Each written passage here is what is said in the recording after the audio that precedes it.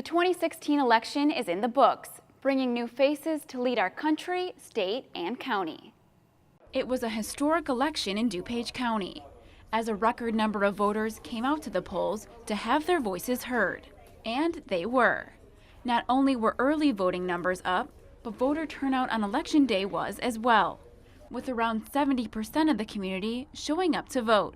It's really a completely different world for people to register to vote, and we're seeing, a much higher percentage of the voting age population now registered to vote, which is a very good thing. For president, DuPage and Will went Democratic, with Hillary Clinton getting 53% of the vote, and now President-elect Donald Trump receiving 39% of the vote. And both voted similarly in the District 11 congressional race, with Democrat Bill Foster taking 55% of the votes, defeating opponent Tonia Khouri.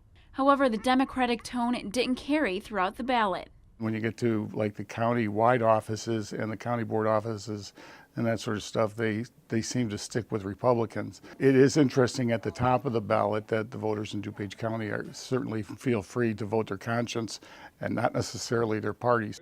Winning the vote in a close race in the 81st House District was Republican David Olson, who ran against Democratic nominee Greg Hose.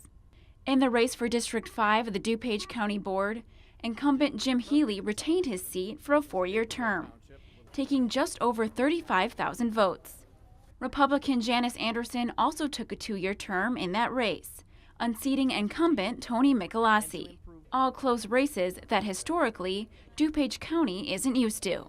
I think you see voters in certain parts of the county that feel very free to vote for the candidate they think is best willing to serve them versus party loyalty.